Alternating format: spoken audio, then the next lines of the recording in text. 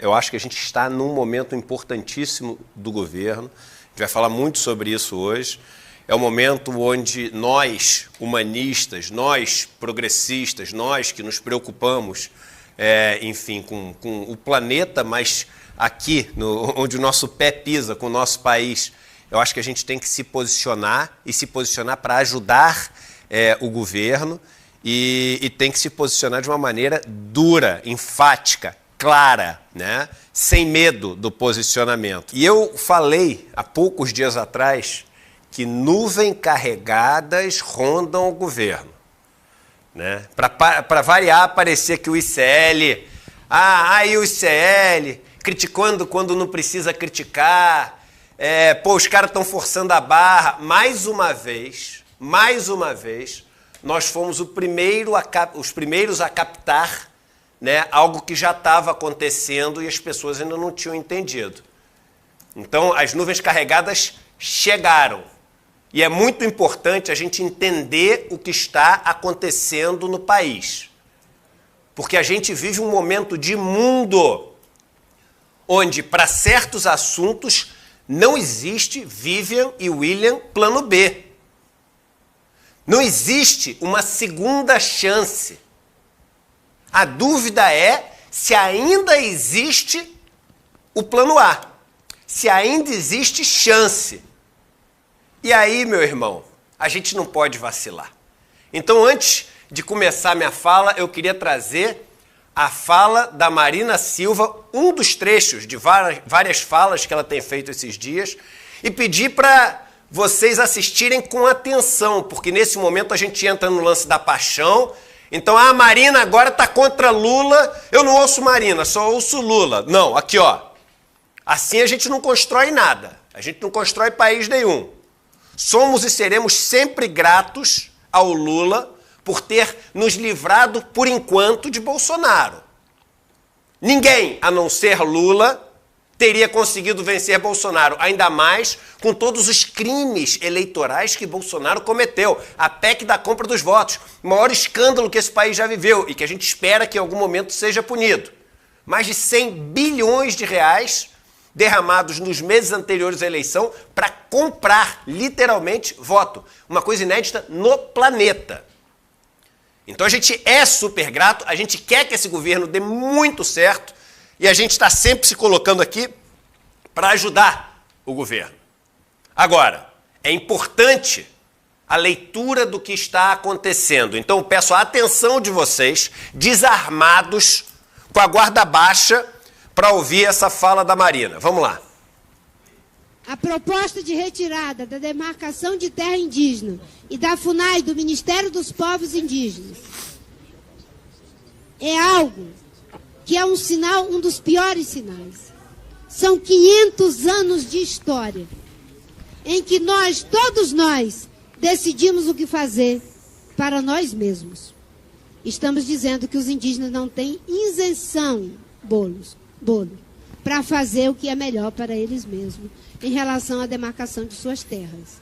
Se o critério é que quem defende meio ambiente não tem isenção para defender meio ambiente com os órgãos de meio ambiente, se dizem que quem é indígena não tem isenção para cuidar dos órgãos que cuidam dos povos indígenas, daqui a pouco vai se fazer uma lei para dizer que o Ministério da Fazenda não tem isenção para ficar com a Receita Federal. Porque, afinal de contas, o Ministério da Fazenda quer arrecadar. A questão é que nós agimos, mas agimos de acordo com a lei. O ministro da Fazenda não pode mandar a Receita Federal tributar, confiscar os bens das pessoas. Eles agem de acordo com a lei. E, de acordo com a lei, ele tem isenção para ter a Receita Federal. A Soninha Guajajara não vai demarcar terra indígena invadindo terras que não estejam de acordo com a lei. E de acordo com a lei, ela tem isenção para ter a FUNAI e a demarcação das terras indígenas.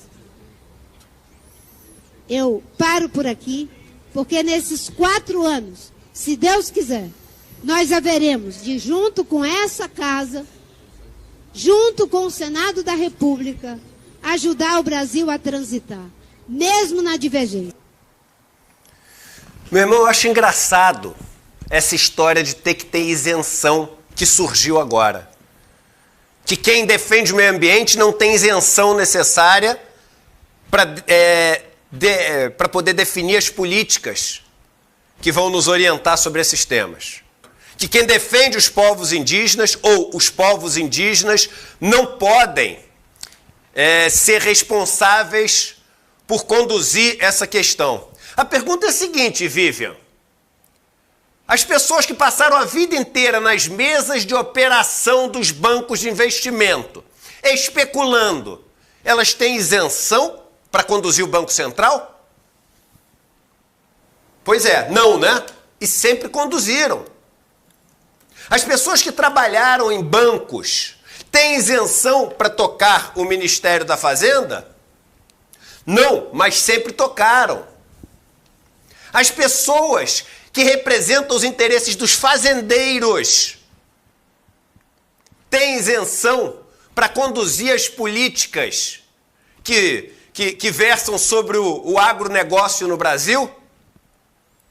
Meu irmão William, meu querido William, durante o governo Bolsonaro, as pessoas falam, o Salles era ministro do Meio Ambiente, que já é um absurdo. Mas você sabe quem era o secretário de assuntos fundiários, ou seja, de definir como vão ser distribuídas as terras do país? O Naban Garcia, acusado de ter uma equipe de treinamento de milícias nas suas fazendas. Esse cara tem isenção.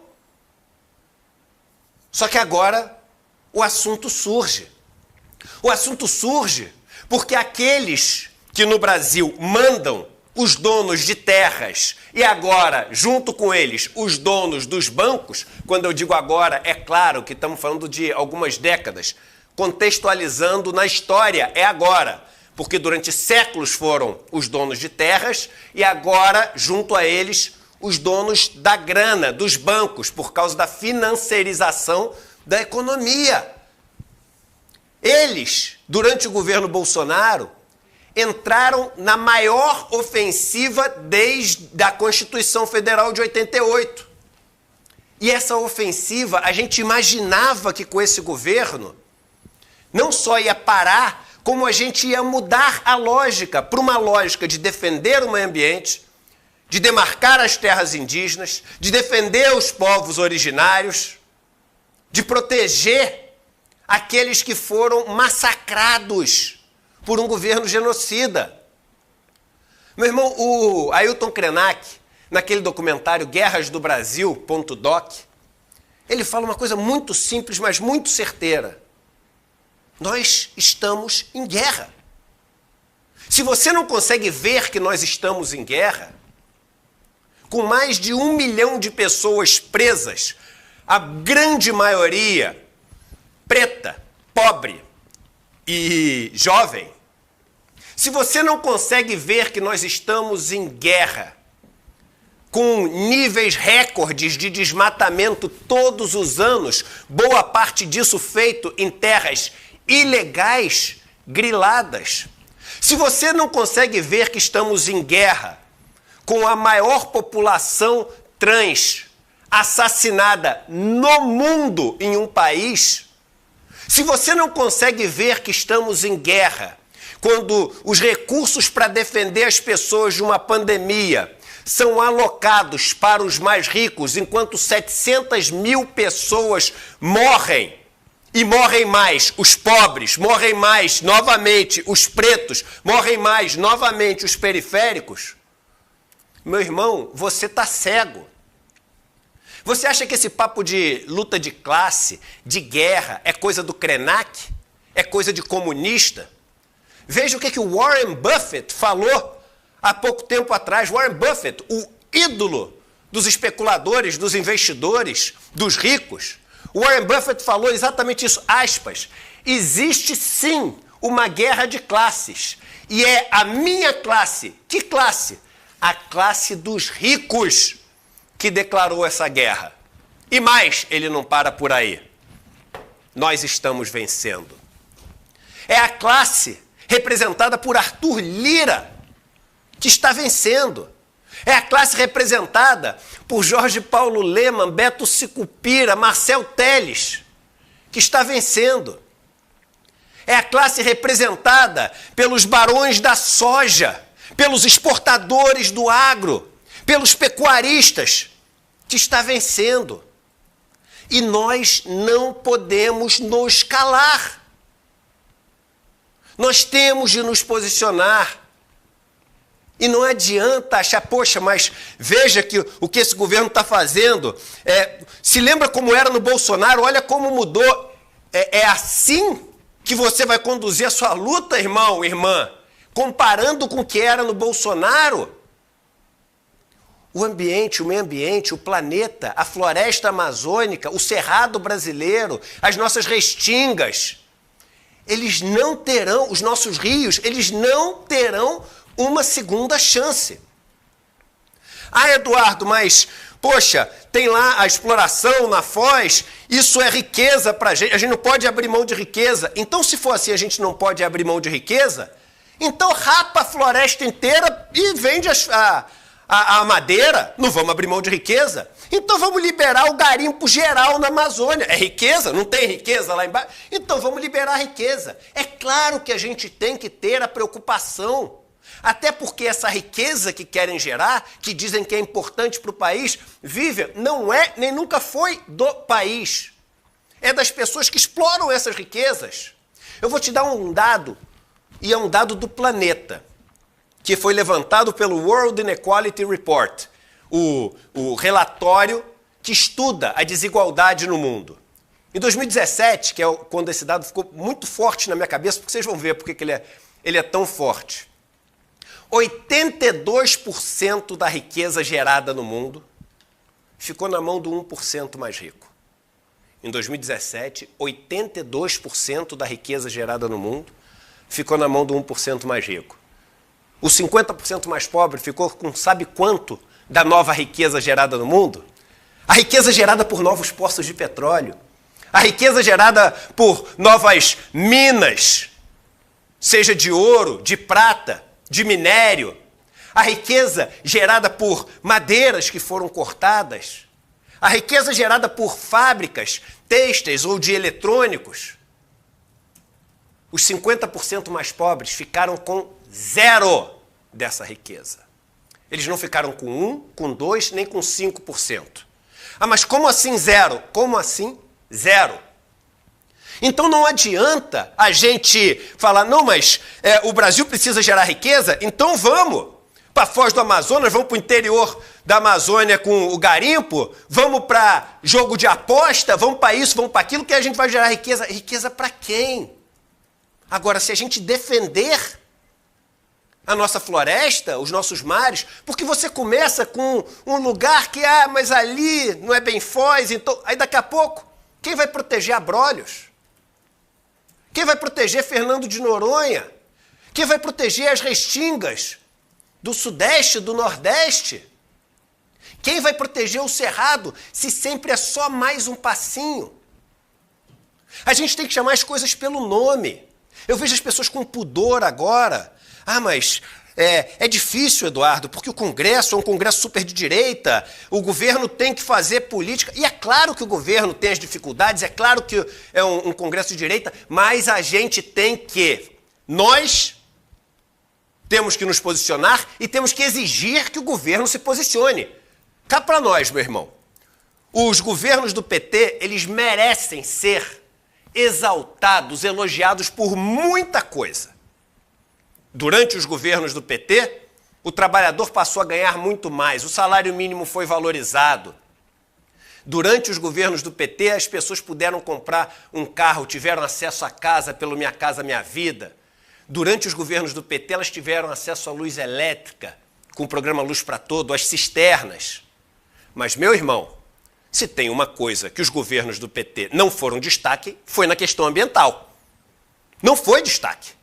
Ah, porque foi o governo que mais distribuiu terras para a reforma agrária. Vai lá ver o número de verdade. Não é fato. Não é fato. Os governos do PT não fizeram a reforma agrária. Foi o governo, meu irmão, de Belo Monte. Por que a Marina saiu? É por isso que quando eu vejo essa discussão, hoje em dia, sobre o meio ambiente, e não vejo um posicionamento ali forte do Lula, um posicionamento forte do Padilha, forte do Rui Costa, forte do Haddad, falando o seguinte, não, isso é um absurdo.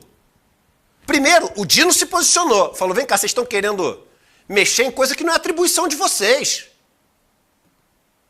O Dino se posicionou. A Marina se posicionou, a Sônia Guajajara se posicionou.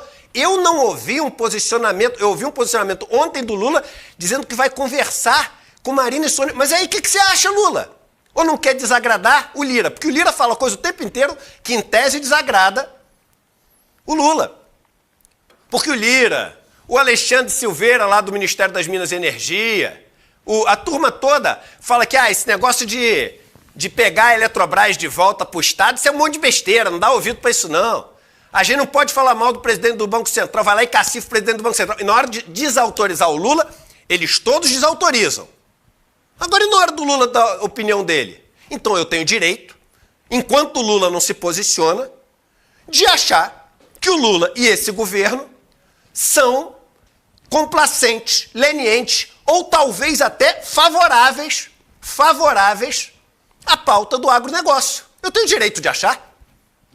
Enquanto eles não se posicionarem, eu tenho direito de achar. E aí eu tenho direito de cobrar. Meu irmão, eu vejo gente da esquerda que está com medo de cobrar para parecer que... não, mas se eu cobrar, eu vou estar em oposição ao governo. Meu irmão, você está sendo crítico. Eu tive numa festa, eu não saio nunca, meu irmão. Eu virei um eremita, até por questões de segurança. Mas eu tive numa festa, há uma semana atrás, e um cara de esquerda chegou para mim, meu amigo, chegou para mim e falou, pô, Eduardo, uma coisa a gente tem que reconhecer.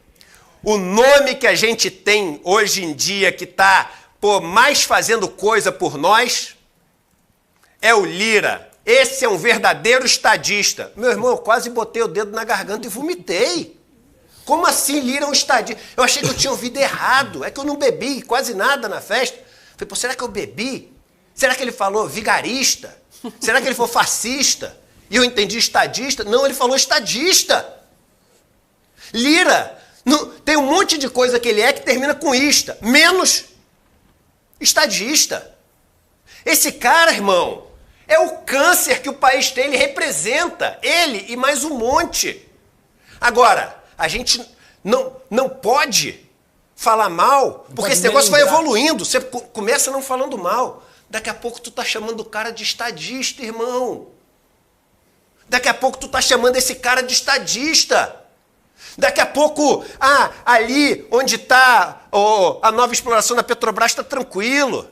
Daqui a pouco, não, aqui essa questão da mineração. Não, Eduardo, mas olha só, esse governo fez um monte de coisa. Que monte de coisa a gente fez até agora? Eu acho que tem muita gente boa demais no governo.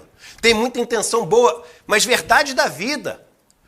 Reajustamos o salário mínimo. Que bom que o outro governo não reajustava. Mas você sabe quanto foi o ganho real do salário mínimo, Vivian?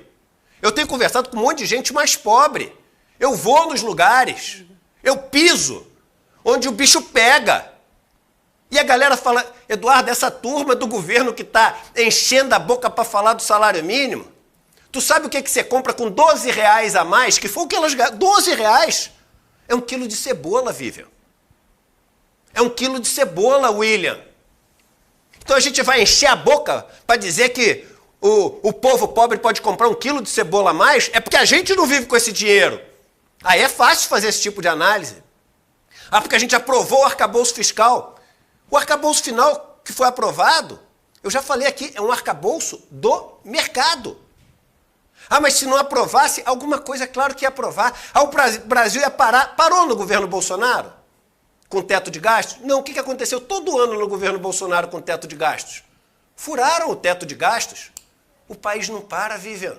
O país não para, William. E a gente tem que ter opinião. E qual a opinião que a gente tem?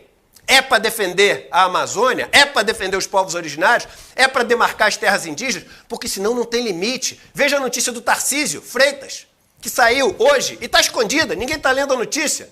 Tarcísio acelera a venda de terra a fazendeiros antes que lei caia e dá desconto de 90%. O governo, notícia da Folha, o governo Tarcísio de Freitas acelerou o processo de regularização de terras devolutas, com desconto de até 90% para os ocupantes. Vamos lá, com base em lei questionada pelo PT e pelo MST. O que quer dizer terra devoluta? Terra devoluta são áreas públicas. Pública quer dizer que é tua, Vivian. Quer dizer que é tua, William. Quer dizer que é do povo brasileiro. É público. São áreas públicas ocupadas irregularmente. Você achava, né, William, que quem ocupava irregularmente terra era quem? Era o MST, né? O pessoal falava que o Boulos, não era o MST, não era o Boulos? Não é, irmão. São os fazendeiros amigos do Tarcísio. Quem ocupa a terra irregularmente não é o MST. Mas o que acontece quando o cara rico ocupa a terra irregularmente? Quando ele grila essas terras irregularmente, que nunca tiveram uma destinação definida pelo poder público e em nenhum momento tiveram um dono particular, sempre foram públicas, do Estado. Aí o governo Tarcísio agora iniciou uma ação que ele vai pegar esses terrenos, essa palavra discriminação confunde, ele vai pegar esses terrenos e vai dar preferência para quem ocupa. Então é o seguinte, rico ocupar não é que é bom negócio. É um negócio que te dá 90% de desconto. Escreve aqui o final, olha o que eles têm de desconto. Bota a última parte da notícia, por favor. Vamos lá. Os imóveis foram avaliados, as terras ocupadas pela turma do agro, pela turma rica, em 64 milhões. Só que eles vão ter um desconto de 50 milhões. E vão poder pagar só 14 pelas terras. 3.900 hectares. Cada hectare são 10 mil metros quadrados. Então, 3.900 hectares, cada um são 10 mil metros quadrados. Você faz a conta, por favor, mas deve ser o quê? 39 milhões de metros quadrados? 3.900 vezes 10 mil? 39 milhões.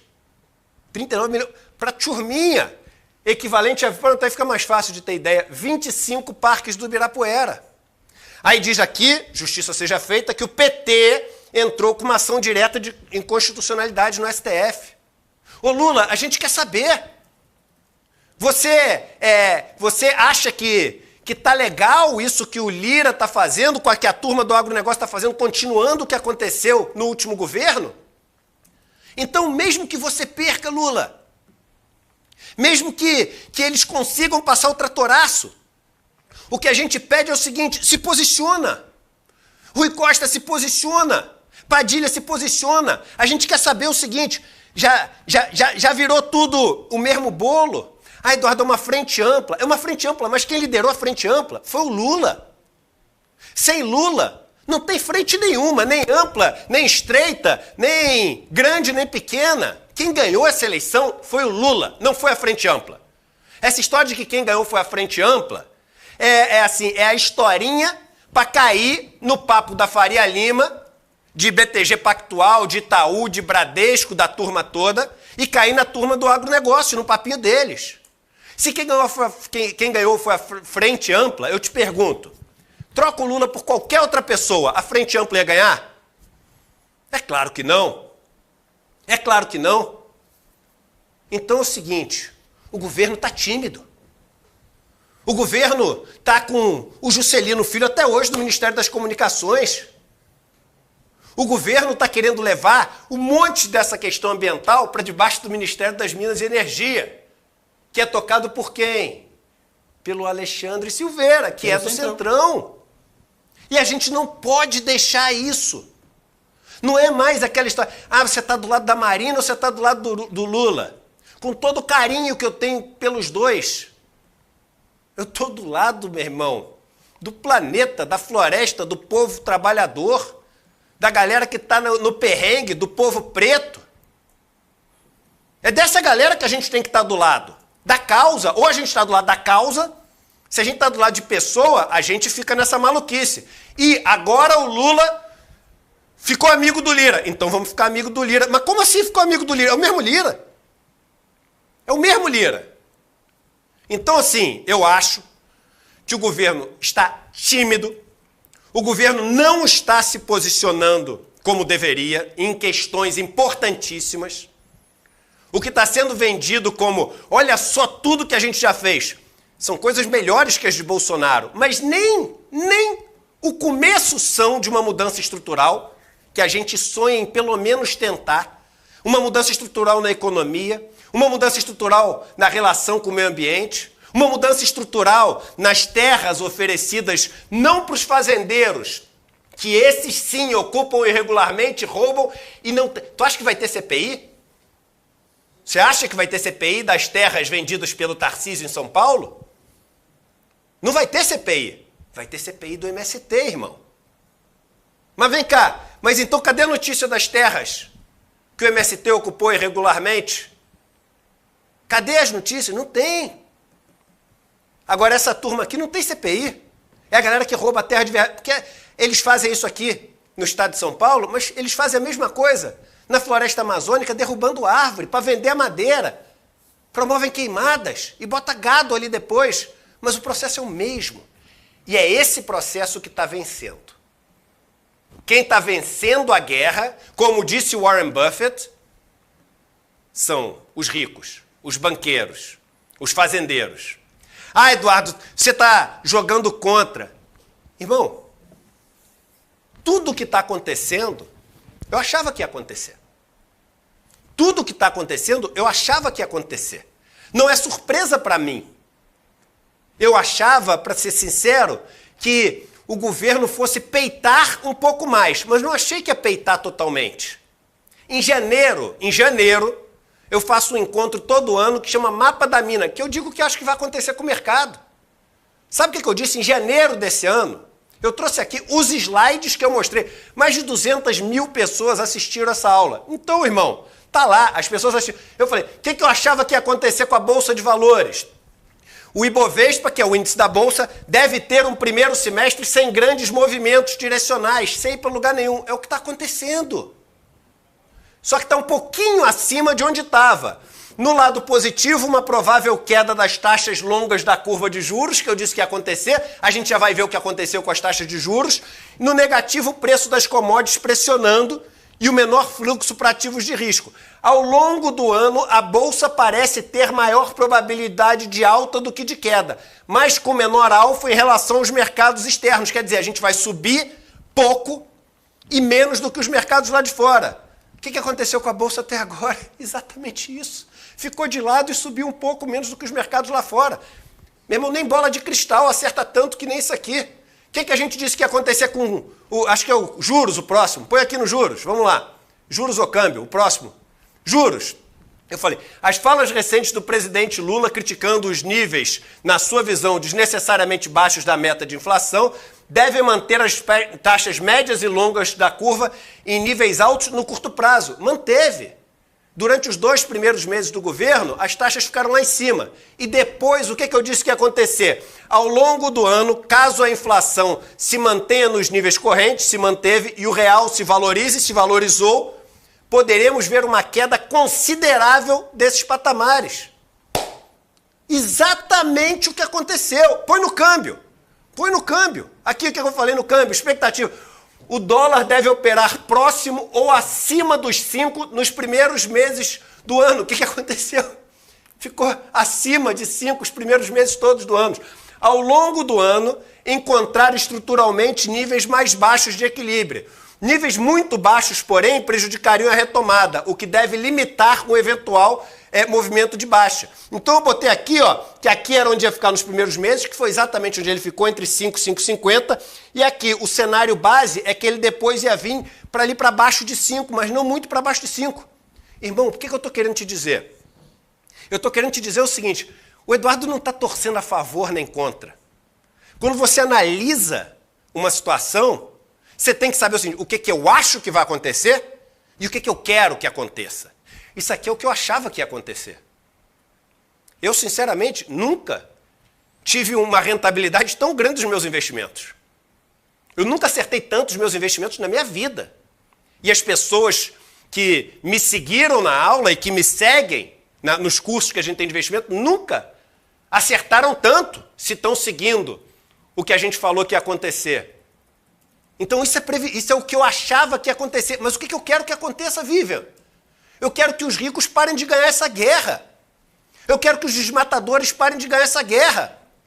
Eu quero que as mineradoras parem de ganhar essa guerra. Ah, porque o Lula acabou com o massacre dos Yanomami. Você acha que o Lula acabou com o massacre dos Yanomami? Vai lá nos Yanomami hoje para ver como é que tá. É claro que o que ele fez foi importantíssimo, a gente não tem que tirar o valor. Vidas foram salvas. Mas, meu irmão, o massacre está lá ainda. O massacre dos Guarani Kaiowás está lá ainda. E o governo liberou a bancada para votar a urgência do marco temporal. Marco temporal que extermina de uma vez por todas as esperanças dos povos indígenas. Aí, irmão, eu te pergunto o seguinte, e não é um estímulo à violência. Mas, meu irmão, se tu é um povo indígena, tu está há 500 anos lutando, aí, de repente, os fazendeiros, os donos da grana, querem passar a solução final, e eu estou usando a expressão que foi usada pelo nazismo, eles querem passar o golpe final que extermina de vez, mata, destrói de vez os povos originários. Se você é indígena, meu, o que tu ia fazer? Qualquer coisa é válida. Ah, Eduardo, mas qualquer coisa, a turma toda chegar lá com arma, flecha e tudo e sair atirando. Qualquer coisa é válida. Porque aí é o seguinte, é guerra. E é para a turma a última batalha. É para a turma a última batalha. Meu irmão, a gente tem que parar de condenar a violência quando a violência vem do oprimido e exaltar a violência quando a violência vem do mais rico. É reação, né? Como é que você vai condenar a reação de quem está sendo morto? Eu diria até mais. Eu estou aqui para estimular essa reação, irmão. Para estimular, para me colocar a serviço dessa reação. Para me colocar a serviço dessa última tentativa de lutar contra esses que estão vencendo a guerra. E eu, sinceramente, hoje tenho dúvida qual a posição do governo em relação à questão ambiental. Eu tenho dúvida. Eu não compro a ideia de que o governo está achando isso porque o Congresso é muito forte. Então fala isso. Então fala para ser derrotado, mas dizendo no que acredita. Porque enquanto não disser, enquanto não defender a floresta, os povos originários, enquanto não defender a competência do IBAMA, a competência do Ministério do Meio Ambiente, a competência da FUNAI, a competência do Ministério dos Povos Originários, eu não vou acreditar. É capaz até que eu venha achar que essa criação do Ministério dos Povos Originários foi coisa para inglês ver. Foi coisa para fazer teatro. Ainda não acho, mas se continuar assim eu vou ter que achar. Então a gente exige, pelo bem do país, não é pelo bem do Lula, irmão. O Lula, como você, como a Vivian, como eu, ele veio, vai dar a sua contribuição e um dia passa. E passa não quer dizer que vai morrer, vai deixar de ser político. As pessoas passam. As causas permanecem. Então é o seguinte, eu cobro dessas pessoas um posicionamento. E o meu posicionamento, irmão, é contra o Lira. Lira não é um estadista. Na minha opinião, Lira é o que existe de pior na nossa política. Lira foi o cara que subiu enquanto presidente da Câmara dos Deputados, com mais de 100 pedidos de impeachment, subiu no palanque do Bolsonaro no lançamento da sua candidatura com uma camisa escrito Bolsonaro 2022. Esse cara é o que existe de pior. Rodrigo Pacheco está na turma dos que estão no pior da política. Quando o Magno Malta falou o que ele tinha que falar agora, o que o Rodrigo Pacheco falou? Eu prefiro ouvir antes o senador. Não acredito que ele tenha falado isso. Ah, Eduardo, mas isso é ser político. Isso não é ser político não, irmão. Isso é não ter caráter, na minha opinião. Isso é não ter caráter, na minha opinião. Aqui, eu vou, e o ICL tem a liberdade, e as pessoas têm opiniões diferentes aqui sobre isso. E a gente discute isso aqui no ICL. E todas as opiniões aqui são respeitadas e tem espaço. Todas. A minha, Eduardo, é de que quem está vencendo essa guerra ainda, depois de toda a maldade, de todo o atropelamento que foi o governo Bolsonaro, que usou como expressão passar a boiada. Eles falaram literalmente isso. Depois de toda essa boiada, nós seguimos perdendo essa guerra. E o pior, na minha opinião agora, de acordo com ela. Num acordo com aqueles que estão vencendo a guerra. Complacentes, lenientes. E talvez seja até mais do que isso. Talvez até, enfim, acreditem que é essa turma que deve vencer a guerra. Eu vou seguir lutando para que esse governo seja um sucesso. Eu vou seguir gostando e sendo grato do que Lula fez e faz pelo povo trabalhador, pelo povo mais pobre. Mas, meu irmão, minha irmã, eu não vou calar minhas críticas, não. E eu acho que esse governo, até agora, não mostrou ser um governo do povo, um governo do pobre, um governo das mulheres, um governo dos indígenas, um governo do povo negro, um governo daqueles que precisam de governo no país.